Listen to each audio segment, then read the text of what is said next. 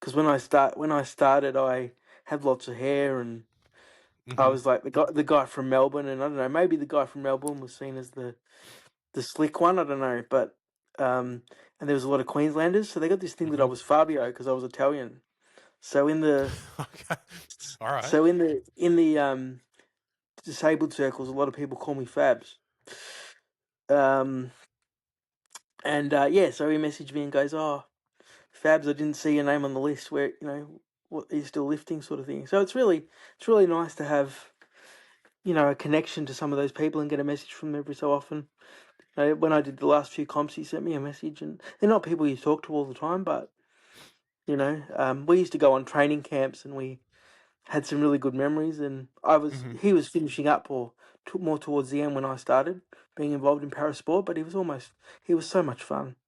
Yeah, So you would have your first international, the Arafura Games, is like up in Darwin or something, isn't it?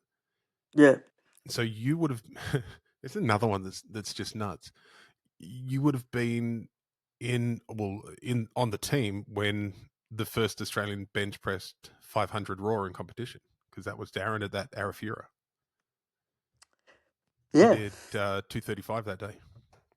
yeah, yeah. Yep. Oh, it was that or one of the other ones, but I was there Mm, for that. yeah. Actually, it's funny. You've just brought something back now. Um, so I have a really funny. It's kind of funny, but it makes sense. So with cerebral palsy, my senses are more sensitive, right? Hmm. And so if I hear a loud noise, even if I know it's coming, I jump like a scaredy cat, right? And so I used to do my bench, and I was always before bear because I was Hmm. benching whatever 130, 140, and I'd be finished. I would have done my third attempt, and he'd be starting. So I'd be sitting at the back, sitting on the benches, and he would always yell, yeah, like Oh, the prep, really? get fired up, Yep. yeah.